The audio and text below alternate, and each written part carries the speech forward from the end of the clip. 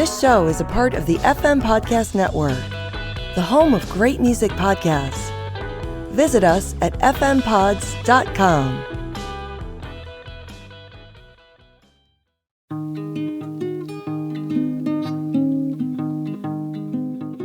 Hello and welcome to the second episode of Infinity Goes Up on Trial. I'm your host, Erin Callahan, and today I have with me the impressive, prolific, and brilliant theologian and literary scholar, Dr. Celucien Joseph. Just to give you a little background, Dr. Joseph is the chair of the English department at San Jacinto College. He earned his BA from the Baptist College of Florida. He holds an MA in French language and literature from the University of Louisville. He also holds a Master of Divinity in Biblical and Theological Studies from the Southern Baptist Theological Seminary in Louisville, and a Master of Theology in New Testament from Southwestern Baptist Theological Seminary, easy for me to say. He received his first Doctor of Philosophy from the University of Texas at Dallas, where he studied literary studies with an emphasis in African American intellectual history, Caribbean culture and literature, and African American literature. His second Ph.D. is in systematic theology and Christian ethics from the University of Pretoria. He's also done additional studies in religious studies and humanities at the University of Louisville. He served as the secretary and VP of the Haitian Studies Association. And your recent publications, because if you go to your website, and I'll put the link in the show notes, it will scroll for pages. You're quite prolific. So let's talk about just a few.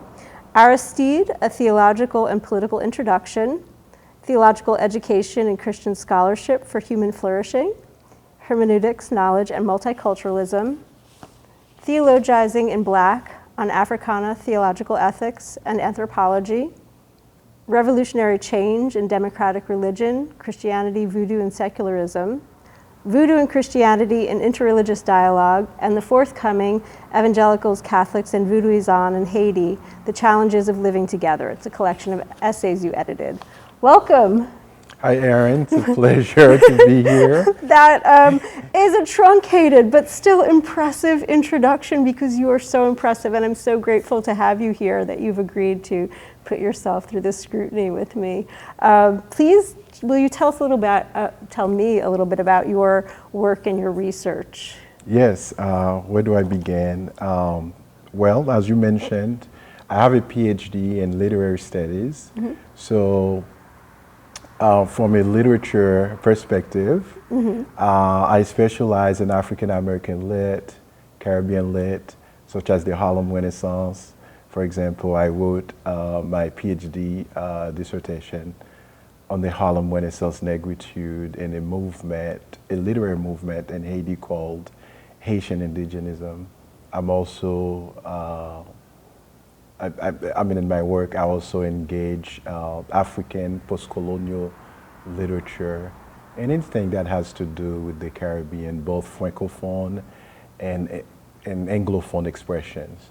And from the theology or religious perspective, I'm interested in African religions in the diaspora, more specifically the Vodou religion, also theological ethics, theological anthropology, religious education, philosophy of religion. Just some light topics. We were talking before we started recording, we were talking about your book, Theologizing in Black. So will you tell me a little bit about that? Yeah, it's one of my favorite books. So in this text, I try to bring together a group of Black thinkers and theologians in conversation. The subject matter is ethics, right? Ethics and anthropology. But the question is, how do these Black scholars, how do they approach the topic of ethics? For example, matters that are concerned Black people, not just in the United States, the issue of poverty, for example, people in the United States, in the Caribbean, also in Africa. I engage the work of James H. Cone, who is known as the father of Black liberation theology. He argues, for example, God is black, Jesus is black, in the context that God relates to the suffering of black people in the United States. I also engage the work of another prominent African American theologian, Benjamin E. Mays. Many people know Dr. Mays as the mentor of Martin Luther King and the president of Morehouse, former president of Morehouse, for more than 20-something years. So I try to see what they, what they wrote about, how they engage controversial issues that concern the people of African descent, not just in the U.S., the Caribbean, also in Africa. Dealing with the issue of the relationship between religion and race in the context of American Christianity. For example, the participation or contribution of American Christianity and racial segregation, slavery, and so forth. Yeah. And there will be 2 more volumes? Yes. Okay. Yeah. It's an ambitious project. In the second volume, I hope to investigate, to bring other scholars, right? Again, from the continent, African continent, the Caribbean. I'm also interested to bring some Latin American scholars, right? And of course, some American scholars. The topic would be God, right? Their different perceptions, different visions of God. This work would be more theoretical work, what they say about God, who is God? How does God relate to, for example, not only to humanity as a whole, how does God relate to black people? Yeah, when we talk about the issue of theodicy, right? Which is a theological word. It means the relationship between the goodness of God and the problem of evil in the world as the subject matters relates to the suffering of black people. And you are going to synthesize the works to see where there are the places of commonality, so then it then becomes its own theoretical work. Yeah, so I'll That's try fascinating. I will try to find some common threads, some common themes to bring them together. Excellent. Yeah. So you have a new book coming out May 6th with Bloomsbury. Congratulations. Thank you. I can't wait to, well, I can say I can't wait to read it, but I may have an advance copy. Yes. It's entitled Evangelicals, Catholics, and Voodooism, The Challenges of Living Together. And so will you tell us a little bit about that, and then I want to drill down and ask you a little bit about your chapter, and particularly your argument, which I found fascinating. Yes, this book is very important to me. I bring together some of the most important scholars of religion and Haitian studies in the U.S. Actually, there's a contributor who is not a U.S. resident. All right, he lives in Haiti. Okay, it's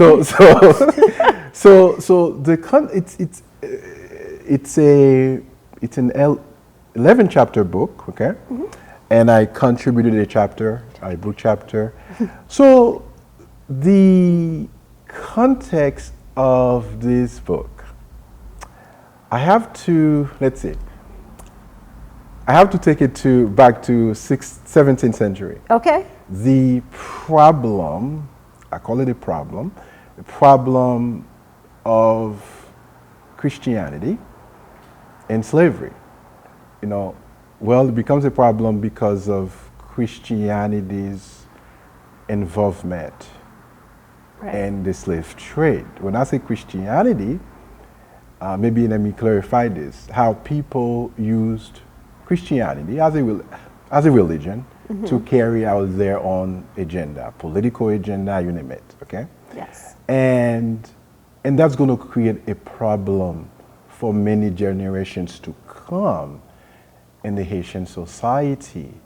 So one of the historical problems is what we call anti-superstitious campaigns against practitioners of the Vodou religion in Haiti.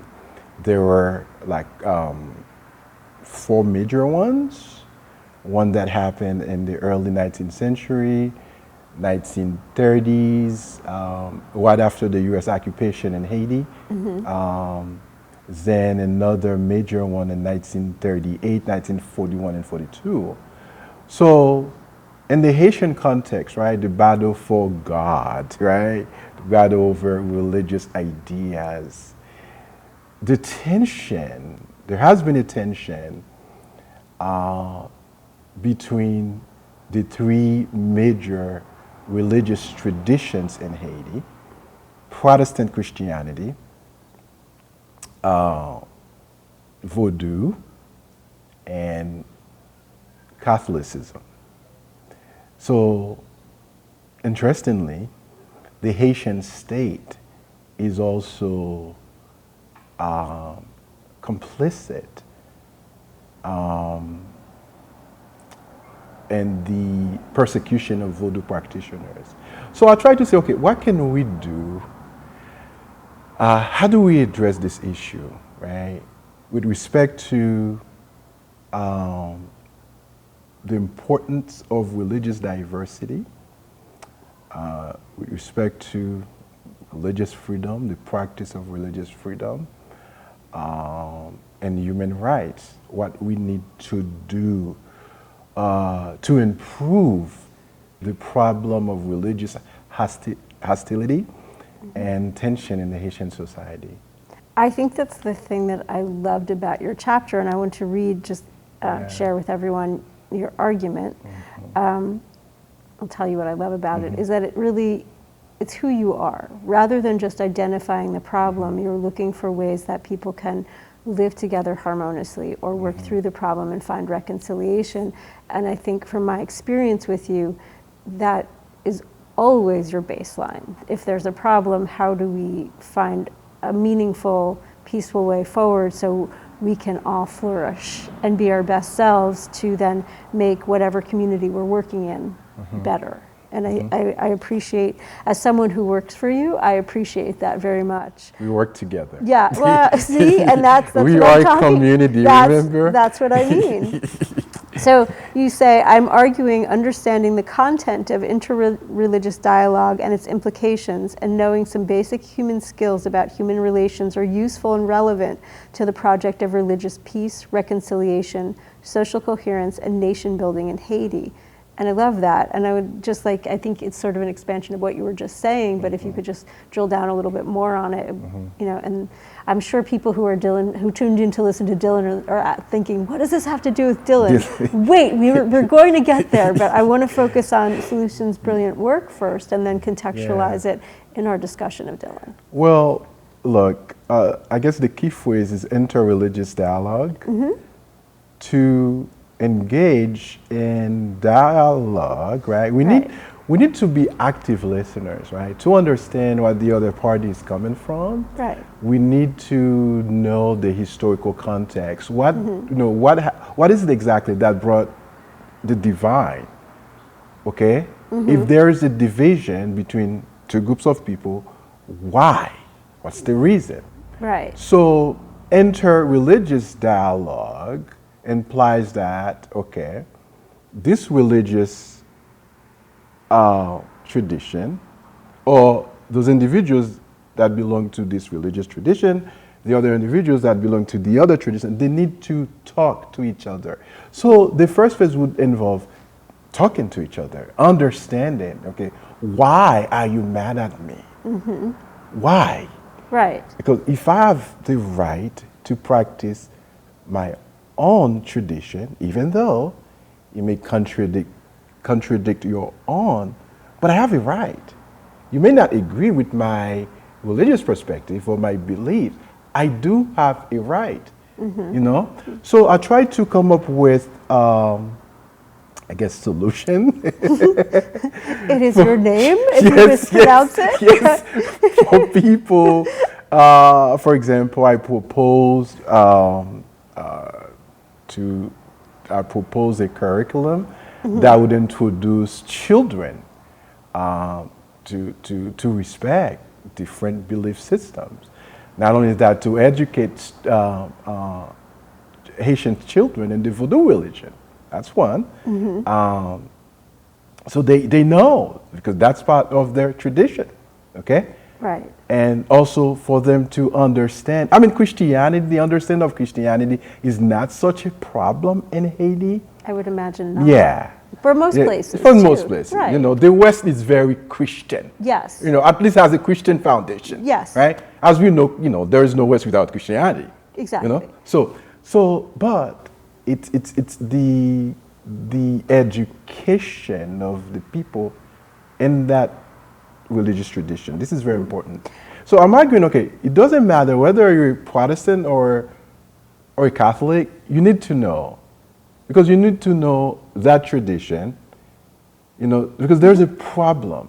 And the problem has to do with ignorance, right? Right. So.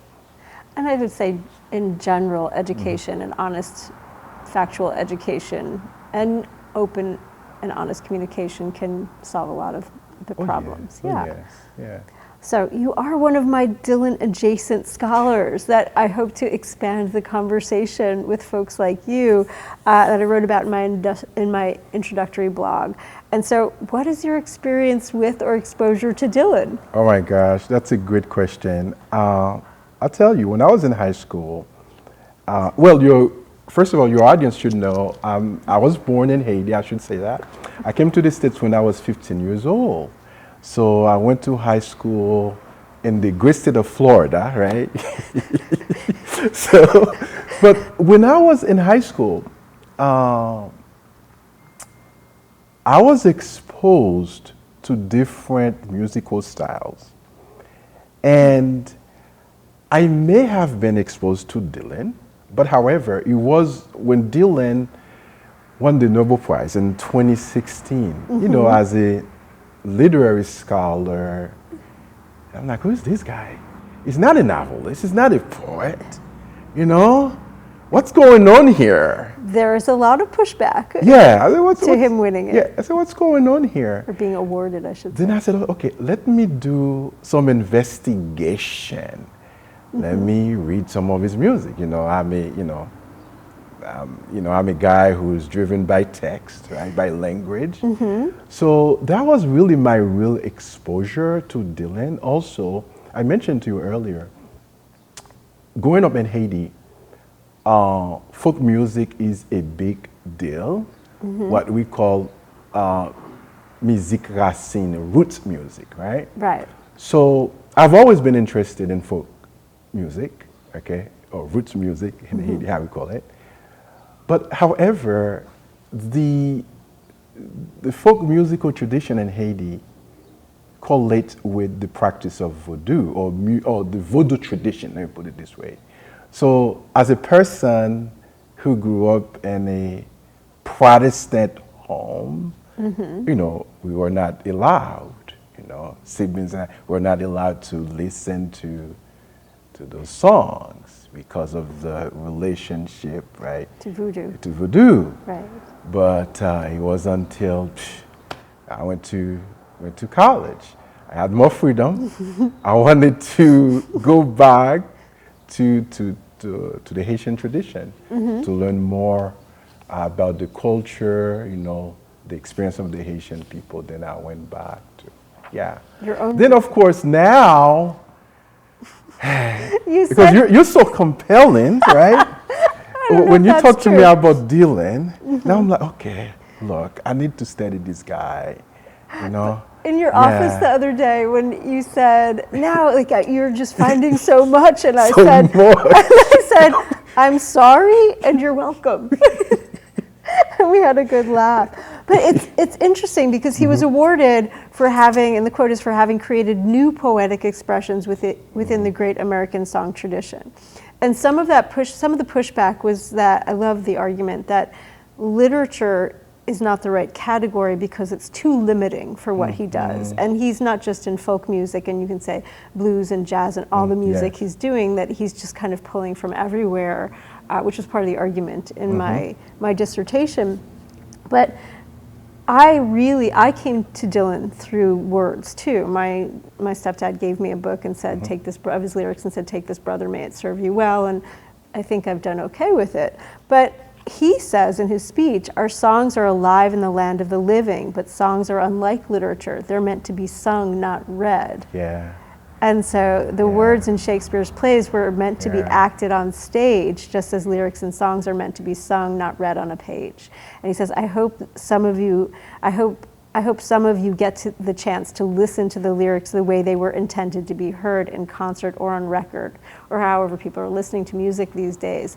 And I'll tell you that I do love reading the words, but there's something transformative about being in that moment, the ephemeral moment with other people who are experiencing the same thing, and it's almost like a secular religious experience. And my friend Liz wrote about that, but I have often said it's like being at big church for me. And so he is hitting on something, that the words are incredibly meaningful, and I agree with you because that's how I came to him. And one of the minor critiques of my dissertation was that I didn't have enough about the music in it. So I see the merit of what he's saying, plus he changes the arrangements. But I love that you are enamored of the language now. Yeah, thank you. So I do want to shift, and because of your background, we could focus primarily on the gospel period. The 3 gospel albums, Slow Train Coming, Save, Shot of Love. However, last October, Parker Fischel from the Bob Dylan Center told Fox News clearly that had been a long year for him, meaning in 1978, when he was touring, so on and so forth. Slow Train Coming is exactly that, the moment of him getting the crucifix, which he got on stage. We talked about this before. Someone threw a crucifix on stage and he picked it up. And it was 2 days later where he feels that he was visited by Jesus. Which sets in motion this embrace of Christianity. He's recording exclusively gospel music, but these were themes he was exploring long before the cross was thrown on the stage in San Diego. If you look at drafts written on stationery from hotel rooms, in between or after gigs, it predates that. And that's something that I would like to address with you or talk with you about, because we talk a lot at work. It's definitely one of the highlights of my day when we get to sit down and chat. And we talk a lot about moral responsibility to each other, or the tension between man's law, sort of secular law, and God's law, and concepts of justice. And so I sent you a bunch of songs that are by no means representative. You have your notes. Printed all the songs here. He did. We had a lovely conversation on Wednesday about this, so I'm excited to chat with you. But can we address some of those themes, where you think there are tensions between man's law and God's law, what you think Dylan might be trying to, quote unquote, do with his work in these themes? Yeah, that's a good question. It's a complex one. Well, men's law, I don't like the idea of the language, men's law. Change it then. It's very gendered, Yes, men's, okay. Human law. Yeah. How about that? And I picked that up because in Maggie's Farm he says of man and God and law, and so that's where I understand. I understand. Well, we know men's law, right? Attempts to do 2 things, right? First, to regulate human behavior, and to maintain order. By contrast, some thinkers would say God's law includes more moral and ethical principles, right? Although I do not agree about this divine, I think men's law tries to do the same. For example, if the law says you should not run this, you stop at the stop line. Right. If you don't, you might hit a car. Right. Or a person. If you hit a car, you might hit a person. The person might die. This is an ethical, moral issue. Right. You see? But in the Judeo-Christian perspective, more like in the Jewish perspective, there is not so much a divide between God's law and man's law, because, and the Jewish universe, right, cosmology, so God is not separate from what we call the secular sphere. This is God's world. Right. Yes. This is God's world. So the idea that between the idea of the sacred and the profane really does not exist. Also in the African, many indigenous cultures, right? But what happens what creates tension? Well, there are many factors. For example, it could be they are philosophical, theological, religious, cultural, right, and of course legal, right? It's a question of hermeneutics, right? Right. Okay. For example, all right, let's take God's law. Yes. Where religious scholars, religious authorities, right, claim to know the thoughts of God, so they interpret the laws of God to people, like the Jewish rabbi, for example, or the theologians, right? So the tension emerges, I would say, in the very interpretation of God's law. For example, when the Bible says thou shalt not kill, what does that mean? Does it mean that we shall never kill, or do I have a right to kill a person when I have to defend myself? Is this a sin? You see, so the rabbi, for example, would navigate through those issues, right? Right. What does it mean to take a rest on the Sabbath day? Can I go on the elevator? How about my animals? You see? Yes. So all those questions. So the tension, I would argue,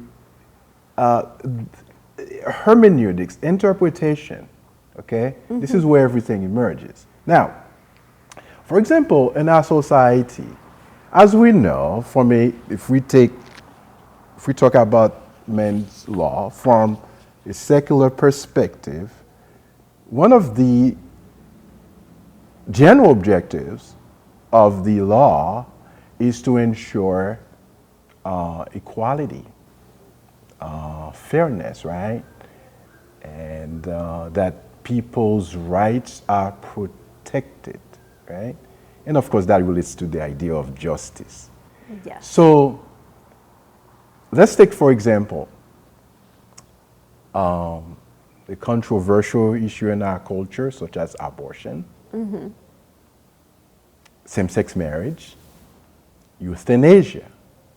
Okay, so if I bring these issues to you, Aaron, you do have a perspective. Yes. Okay, you see, your perspective might contradict my religious background, or my ideology, my belief system. And that's going to cause a tension. And also, okay, as a person who was not raised in this country, I mentioned I came to the States when I was 15.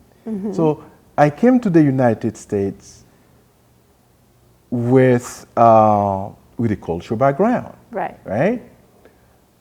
So, for example, in Haiti, we don't deal with those issues. They're not controversial issues. Why not? Okay. Now, like abortion is such a big issue in this country, right? It's not that we don't deal with it, but they're not controversial in the sense that the Haitian Supreme Court has to pass the law, Yes. So now, when it involves cultural interpretation, religious interpretation, okay, or ideological interpretation, or even the way I was raised, right, culturally. Right. That's going to create tension. okay, between, okay, because some people would say, look, the Bible says you shall not murder. Some people would interpret the law, thou shalt not kill. They say, okay, again, this is not Celucien talking. I'm an interpreter, okay, of ideas, right? Yes. So they would say, okay, look, abortion is murder. Oh, if this group says abortion is murder, this group says abortion is not murder, it has to do with the autonomy, bodily autonomy of the woman, right? Right. Therefore, that's going to create a problem. What you call a tension Yes. between two perspectives. Correct. Which is religious, right? It could also be a legal, illegal argument. And it's interesting because we had this conversation, which I thought was fascinating, about with God on our side, and you were very fixated on the last two lines. Yeah. Because that's an early career song. When we talk about, what Parker Fischel said about Dylan contemplating these ideas of justice and equality, and also religious themes throughout his career. And so he is questioning American exceptionalism, and he keeps going back to that idea of, the city on the hill, that we are, chosen by God. And so why were those last two lines so problematic for you? Yeah, can I? You can get your notes. Oh, sure. So let me go to that song. Yeah. A true scholar, you took notes, you printed everything. I mean, I'm not mad about this at all. I went in your office and you had books and all I have everything printed. Yeah. Okay. So this is an interesting song. And for example, and that the last two lines, were you referring to the first stanza or? No, the last two lines of the song. Well, okay, talk about what you want to talk about, because people will love this. Yeah, so, and that the land that I live in has God on its side. And of course, the second stanza of the country was young with God on its side. The fourth stanza, for you don't count the dead when God's on your side. And of course, Dylan goes through a series of what we might call American crimes, violence. Right. Okay, in American history. Right. Okay. But he's also talking about that interpretation and the tension in the interpretation that you're talking about. Exactly. Right. So you have the common idea, conception, in society that God blesses everything that we do as a nation. Right. We go to war, okay? Which for is freedom. state-sanctioned killing. Yeah, exactly. Okay. God is on our side. Correct. Okay? So, again, this is Dylan here.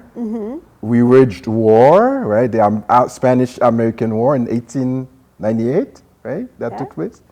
Again, we said God was on our side. Okay? First World War. That's 1, 2, 3, the fourth stanza.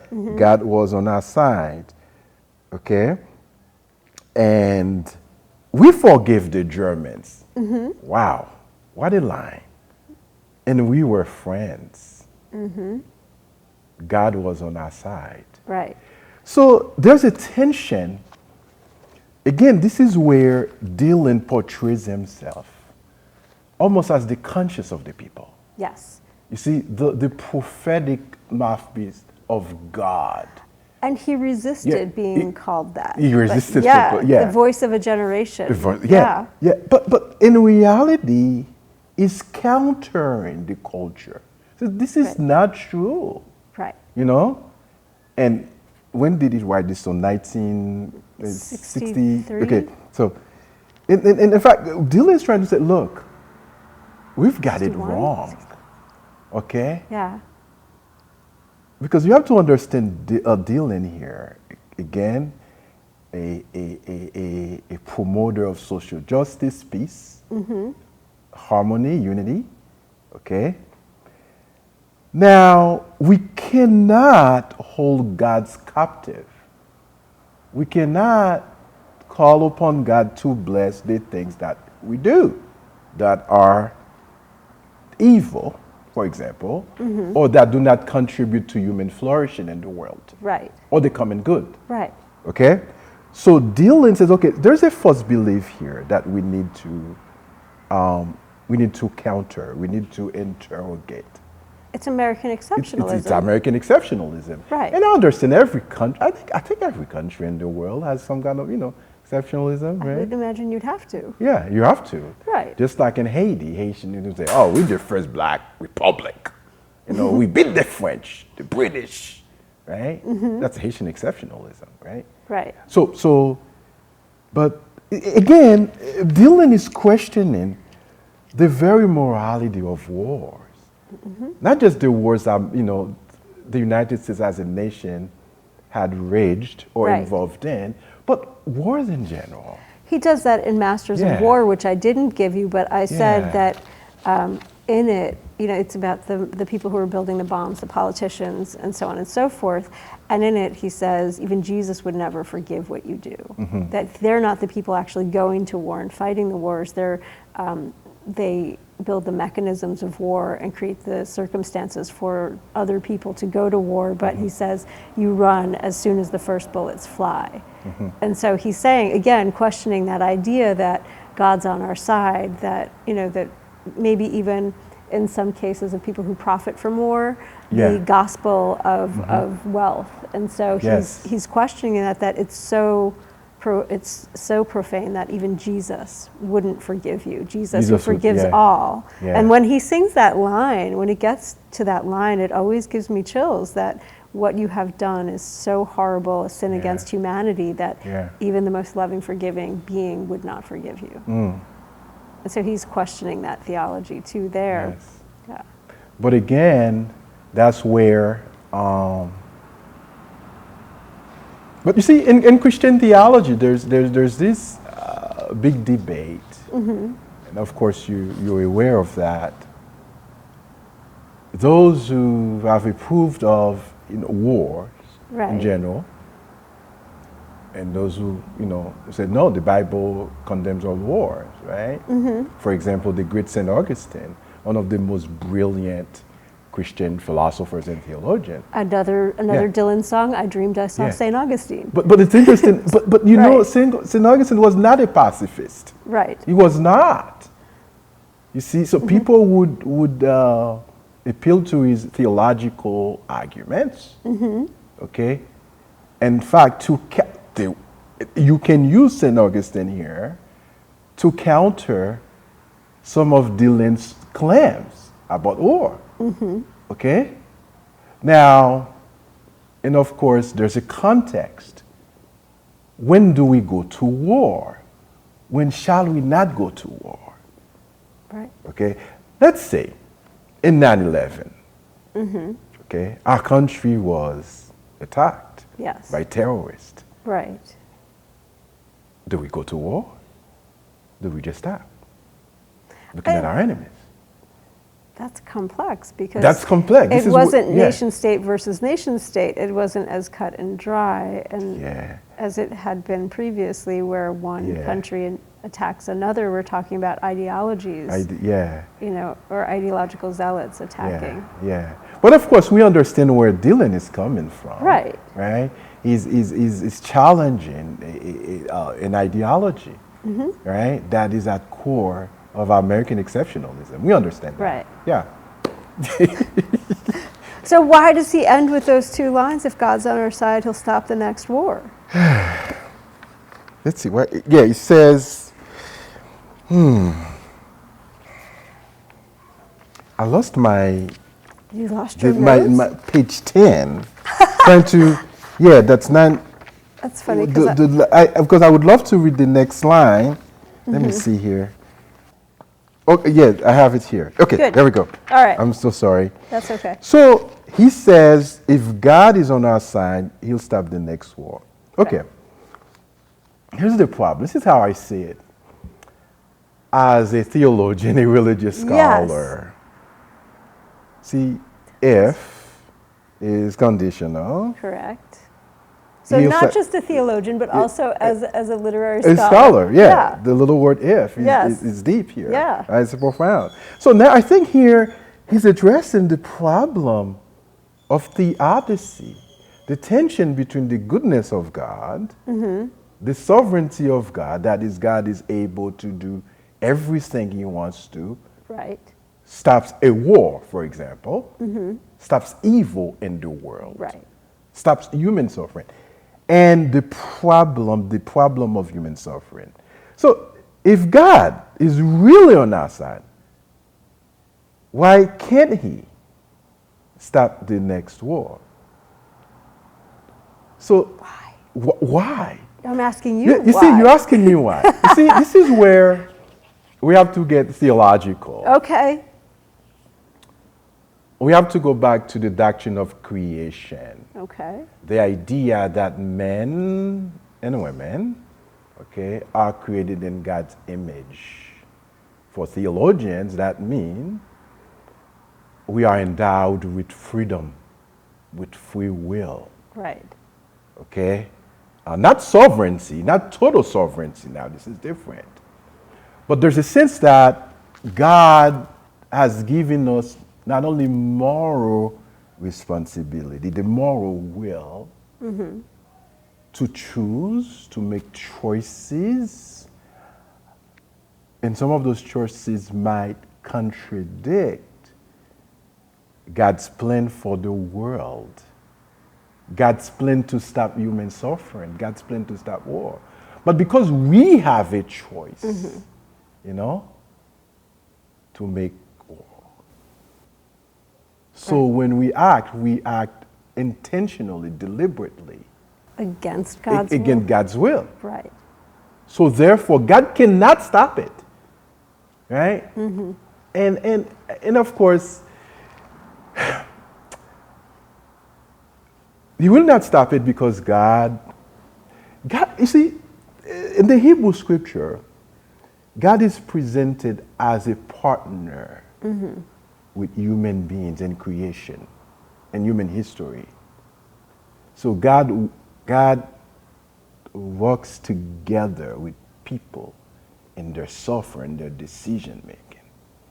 And God also respects the will of the people, the will of even the prophets, right? But it doesn't mean God always respects the will of the people. You see what I'm saying? That's the contradiction or the paradox with the divine will, right? Right. But the question of partnership is strong. If you and I are partners, right? There's an agreement, right? Right. Sometimes, I will do things, right? I have to be aware of the things that you like, things you may not like. Correct. But when it comes to the problem of pain and suffering, since I have a will, I have free will, God is going to let me act. So then it leads me to another song that we talked about, which I think kind of looks at the intervention of God, and it's Seven Curses. It's thinking of ideas of justice. And so this is taken from the outtakes from The Times They Are Changing, and it's drawn from the folk song Maid Freed from the Gallows, and in it the maid is going to hang and nothing her friends bring save her. But in this we know that it's Riley who stole a horse, and his daughter comes and offers to pay his ransom, his bail, to get him out, to pay the price to get him out. And the judge then abuses his power. And so it comes from, and I'm not sure if you know, so the first time I heard this, I was obsessed with the idea of moral law in conflict with the legal system and these ideas of justice. And so I was very young when I heard it, and it is really a song that stayed with me, which is why I wanted to hear your thoughts on it. But Dylan uses the main theme from Shakespeare's Measure for Measure, quote, "Some rise by sin, some by virtue fall." Yeah. And so he's, again, dealing with these heavy ideas early on in his career, which then we see even through Rough and Rowdy Ways he's still working with. Yeah, here's what happens with this song. And you have three characters, right? Yes. The judge, the daughter. Yes. Who never has a name other than Riley's daughter. Nameless, right? and the Father. Right. You have a corrupt judge. Which question? So there's a trinity. Yeah, it's a trinity, right? Right. But it's interesting how Dylan creates those three characters to talk about the injustice or injustices in the judicial system. Right. Now, then you have a judge whose responsibility should have been to maintain the law, to give justice. Right. You know, interpretation of the law. Interpretation of the law. To ensure justice To and ensure equality. justice, right? Yes. Especially to the marginalized. Right. Right? The oppressed. Yes. But this judge is not doing that. And we would assume that Riley is poor. Yes. Okay, because You know, he stole he the stole, horse. Right. Yeah, then he received what? Capital punishment for a horse? Yes. You see, this is where And that's what I asked you. That seems excessive in itself, it's doesn't it? excessive, right? Yes. When we think about the value of human life, Right. the sanctity of life itself. Correct. You see? And you see, not everything that is legal is moral. Think about this. He does right with the Wilburys. Anything's legal in Jersey if you don't get caught. Exactly. So, but I think it's interesting because even before we get to the bit of the song that we find most objectionable, which is him taking advantage of Riley's daughter, he's already making us question the punishment for the crime and the morality associated with capital punishment for stealing a horse. And, you know, history may bear out that's accurate, but it does seem excessive, even if it was accurate in American history, that killing someone for stealing a horse doesn't seem to be just. You see, in the song, Dylan is not. I'm not a Dylan scholar. I know, you're Dylan adjacent. Let me say this. Okay. I do not believe Dylan is questioning the law itself. I don't think he He's is, but we questioning the can question it. interpretation of the law. Okay. And those in positions of power and privilege. Yes. Right? And that's something I've been struggling a lot with lately. We can talk about that, is how we use our power. We'll just wait for the bus. Should we wait? But people who use their power and privilege or abuse it to exploit others.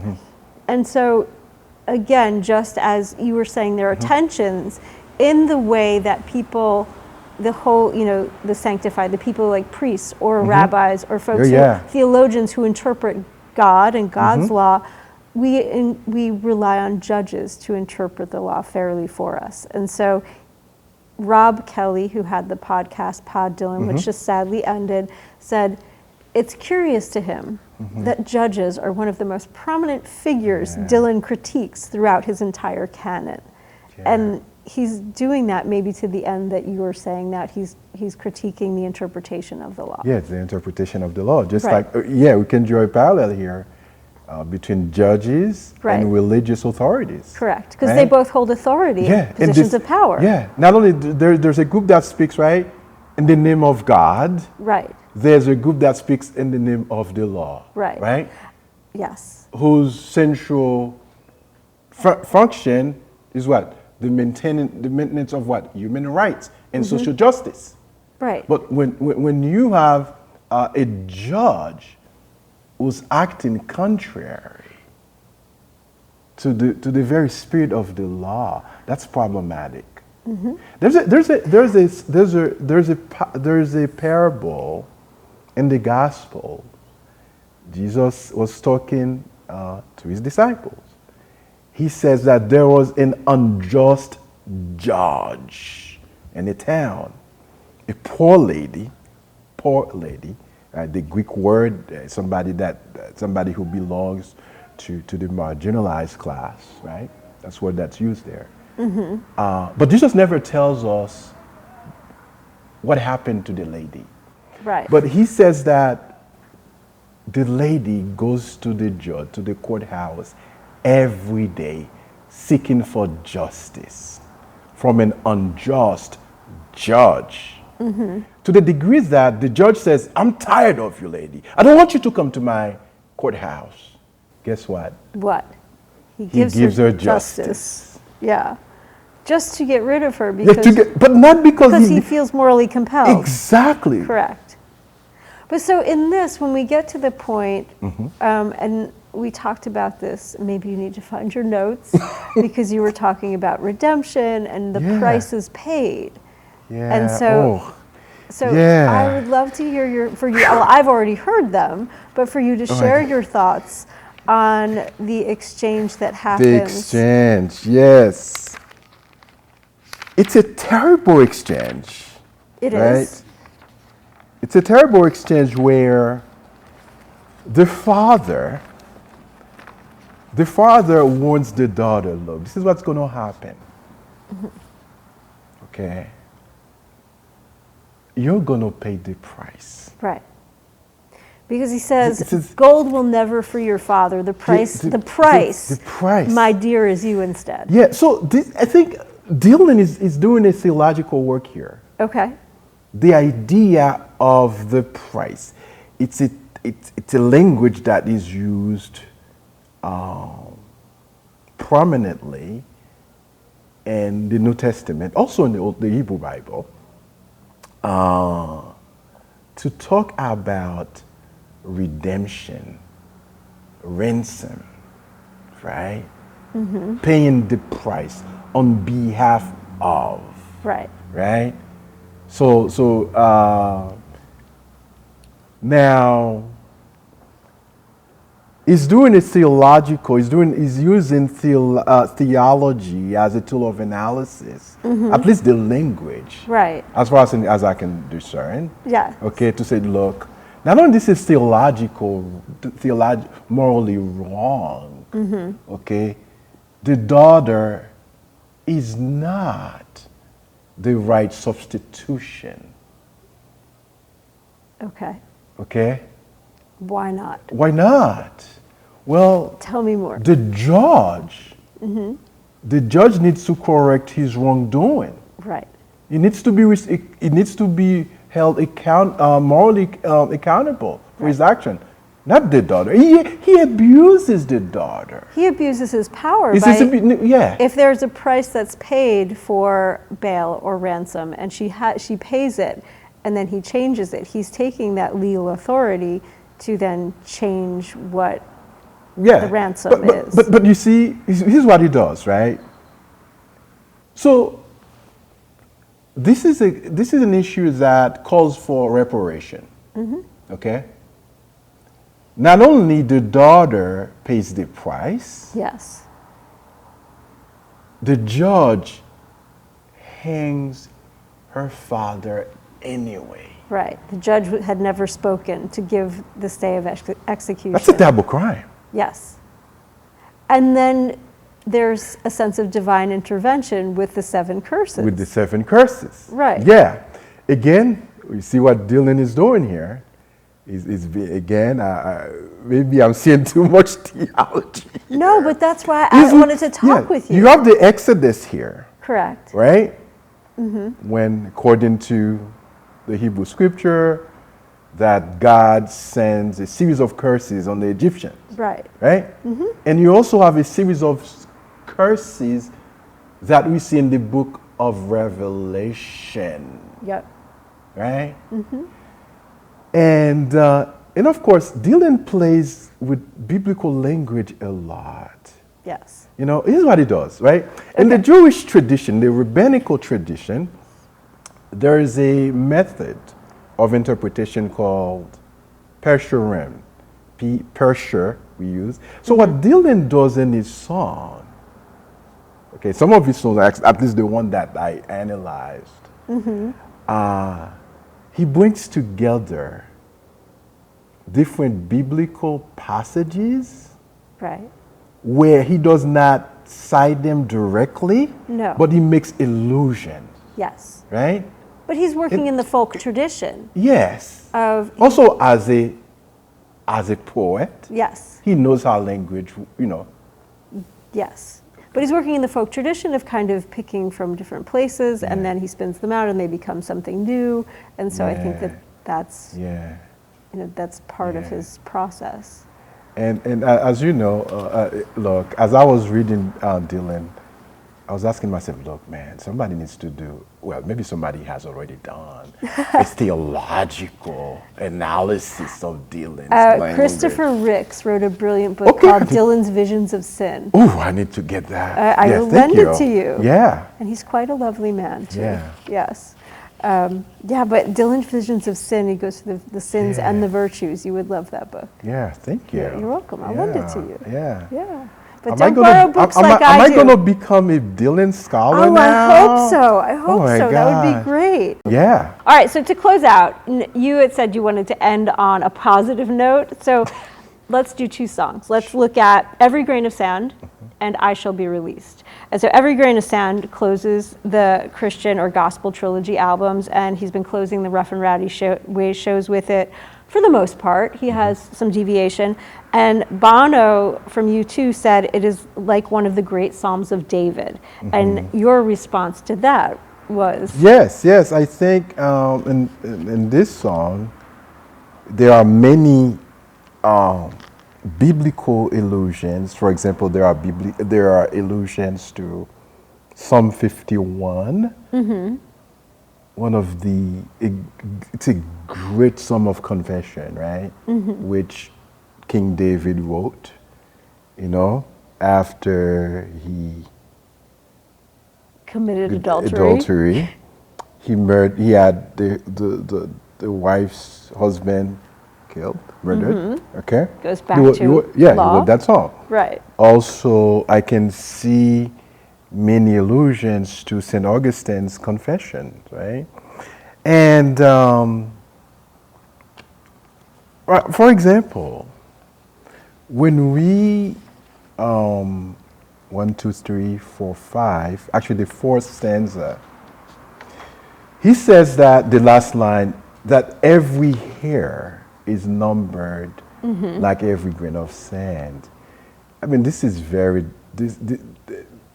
He takes this sentence or this idea from Matthew 10, verse 30, where Jesus is talking to his disciples and God knows every hair.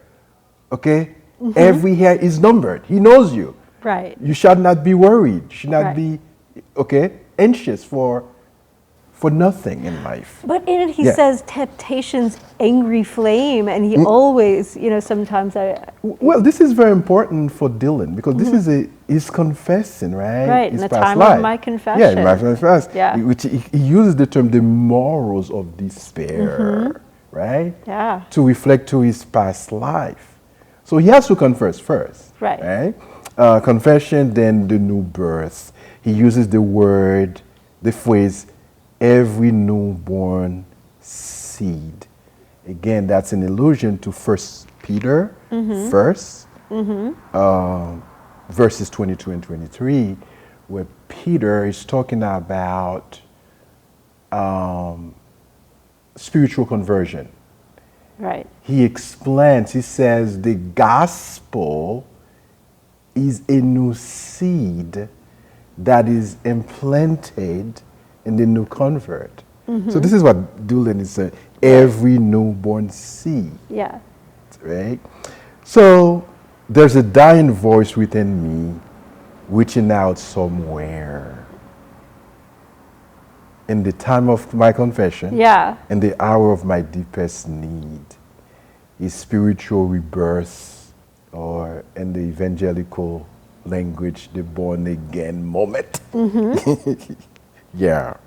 And so it's also, so Dylan said that there is a sense of divine creation. This song was this was an inspired song that came to me. It wasn't really difficult. I felt like I was just putting the words down that were coming from somewhere else, and I just stuck it out. So he wrote it in one sitting. It's also inspired by Blake's Auguries of Innocence, to see the world in a grain of sand and heaven in a wild flower, infinity in the palm of your hand, and eternity in an hour. So he's pulling from multiple sources, but what it comes down to is the religious conversion, the born again. And I think sometimes that voice from somewhere else is like, maybe it is like temptation's angry flame, like it's the voice of his former self, perhaps. Yeah, you are correct. I mean, he sees his conversion as a divine intervention that creates a new person. Just as the divine intervention that helped create the song. The song. Yeah. Yeah. But it's interestingly, you see, in the second stanza, right, he quotes Genesis 4:15, like Cain. Yep. This is how he compares himself. Yeah. A murderer. Yeah. This is very important. Not just this, you know.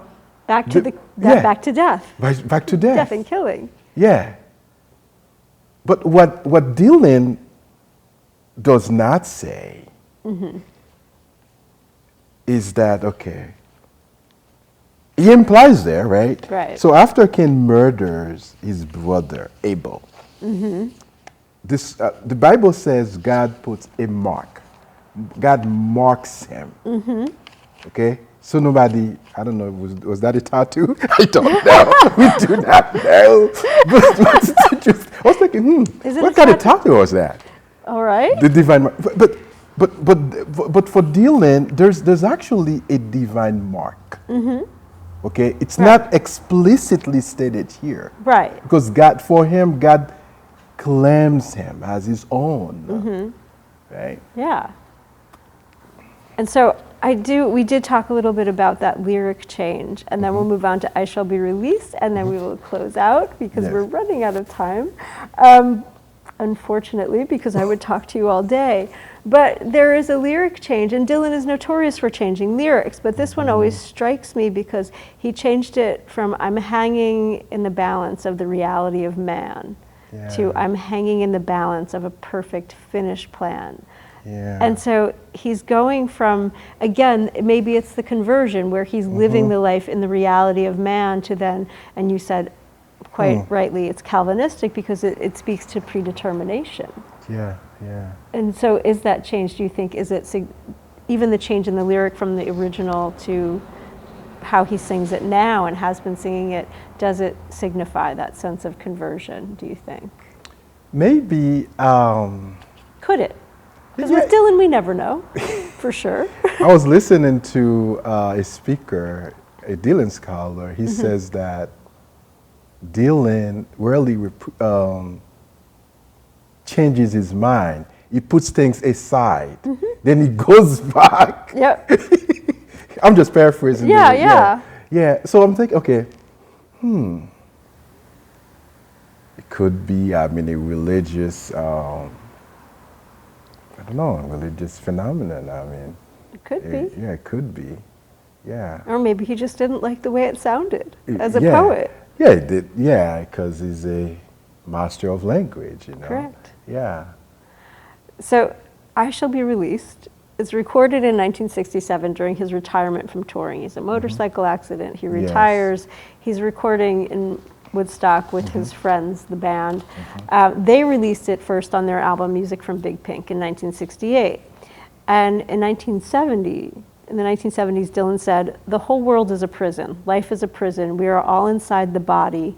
Only knowledge of either yourself or the ultimate power can get you out of it. Most people are working toward being one with God, trying to find him. From the minute they're born, they want to know what they're doing here." And so, to me, when I listen to this, you know, a lot of people read it autobiographically that he was being released from the prison of folk music, that he felt too constrained. We've talked about this too, that autobiographical readings of his work are great, but I don't think that they really get to the core of what he's doing in them, because maybe they're just one piece of it where we all need to fill in the piece of the puzzle. And so when you looked at I Shall Be Released, did you see that? What did you see in that song? For me, again, I'm doing a different reading. Of course. Okay, let me ask Dylan Scholar to forgive me. For me, you see, don't forgive him. Just learn from him. There's a Dylan who's always in the search of truth in his song. He even questions truth. I think there's a song. I don't remember the title. So, what is truth? You know, again, I think for Dylan, truth is contextual. You know, it's historical. It's not fixed. Right. It's not fixed. So it's always on the go. It's a process, right? Right. And this is how I would read that line. So I mean, it's not, there's, and of course, for Dylan's age, he has lived, how old is he now, 82? Almost 83. 83? Yes. So he has experienced many things in life. It could be, it could be, that line could, we could interpret that as a separation, okay, but it also, for me, it's also at the heart of his search, meaning of life. Yeah. Yeah. He says we're trying to figure out what we're doing here. Yeah.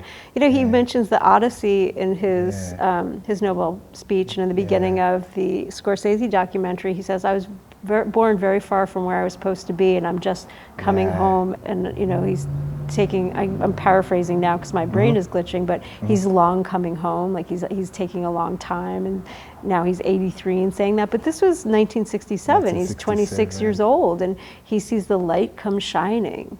And he says, any day now I will be released. And it's such a beautiful idea of light and hope. And maybe. But he also carries the notion of meaning, right? Yeah. I will be released. Yeah. From what? What constitutes the meaning of life for Dylan? Right. And of course, you in one of your articles, you mentioned something about music. Music is life. It's therapeutic for Dylan, and I was listening to to a series of to a panel. The guy says Dylan does not perform for money. Music is his life. If he doesn't perform, he will die. Yeah. He will stop existing. Yeah, it goes back. Okay, look, the search for meaning. I mean, for him, music. This is where the meaning of life lies in music, and the things that he writes to change the world, to make the world a better place, to contribute to human flourishing in the world. You got it in. You have been so brave to do this as a non-Dylan scholar, Dylan adjacent, and I thank you for tackling Dylan. We have just, a little bit of the surface, not even the tip of the iceberg in this conversation of how Dylan is incorporating theology, because we could talk about I and Rastafarianism, and he uses Creole, and there's so much in there that we could really have fun with this, and we joked about having a 2.5 episode, so maybe we will in the future. But is there anything you would like to close with? Yeah, I think it's very important to go back to a question of justice. It's important to show solidarity, to show grace, empathy, understanding to people. This is how we're going to change the world. Yeah. Compassion, you say all the time. Yes. We have to, right? This is what justice is all about, right? I think it was Cornel West who says, justice is what love looks like in public. Yes. Something like that. Yeah. I think you're right. Justice is love. Well, he's and right. This is what we find in Dylan. Yeah. Well, he did say his work is largely about love. Yeah. And time moves on and change. Yeah. But thank you so much. I enjoyed talking with you and hearing your ideas and hearing more about your work. I feel like I'm a better human for having talked to you, for knowing you, but also for reading your work and working your ideas into my own ethos and how I live. And it's pretty much, we agree on a lot of things and compassion and whatnot, but it's nice to have an ally in that battle. Thank you so much. I love your work. I love you. I love amazing. You too. Yes. This makes it easy. Yes. Thank you, Celucien. Sure. Thanks so much for watching or listening. Be sure to tune in on June 1st for our next episode of Infinity Goes Up on Trial, and check us out on Substack and through the FM podcasts. Thank you.